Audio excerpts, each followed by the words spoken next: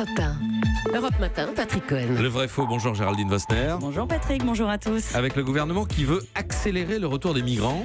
C'est du moins l'esprit du projet dont les grandes lignes ont été présentées hier aux associations. Il prévoit un durcissement des conditions de rétention des étrangers supposés quitter le territoire. Les défenseurs des droits s'indignent, mais le ministre Christophe Castaner l'a justifié hier. La France ne peut pas accueillir tous les migrants économiques.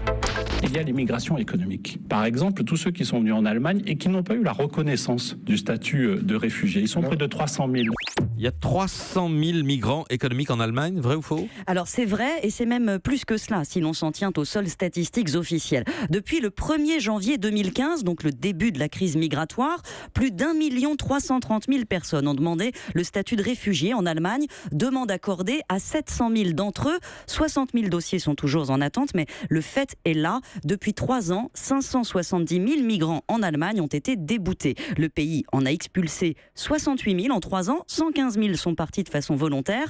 Restent donc 400 000 personnes qui viennent d'Europe centrale, du Maghreb, d'Asie, considérées donc comme des migrants économiques et qui ont pu pour certains traverser la frontière. En fait, on n'en sait rien. En France, si on fait le même calcul sur 3 ans, 90 000 migrants dont la demande de protection a été rejetée sont toujours sur place. En tout cas, ils n'ont pas été expulsés. Donc c'est un problème qui ne concerne pas que la France. Et non, loin de là. Et si l'on se compare aux autres pays européens, on s'aperçoit que cette problématique des retours est la même partout. Et la réalité, c'est qu'il n'y a pas de solution simple. Exemple avec l'Allemagne encore, où seul un quart des déboutés du droit d'asile ont reçu effectivement un ordre de partir. Les autres sont protégés pour des raisons humanitaires, familiales. On n'expulse pas les malades, les femmes enceintes, rarement les familles. Et l'application de ces ordres d'éloignement est aussi complexe parce qu'il faut identifier les gens, obtenir des laissez-passer de leur pays d'origine. Selon la Commission européenne, le taux de retour effectif dans l'Union plafonne à 45%. La France est très en dessous de cette moyenne, mais c'est parce qu'elle délivre beaucoup plus d'ordres de quitter le territoire que les autres,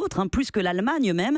Elle pense pouvoir améliorer ses procédures en durcissant les conditions de rétention, tout en gardant à l'esprit que le problème demain se jouera surtout aux frontières. Le nombre de nouveaux réfugiés arrivés en Europe a baissé de plus de moitié cette année, selon l'Office international des migrations.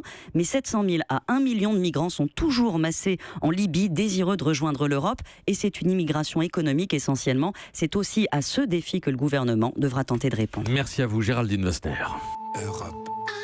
Europe 1.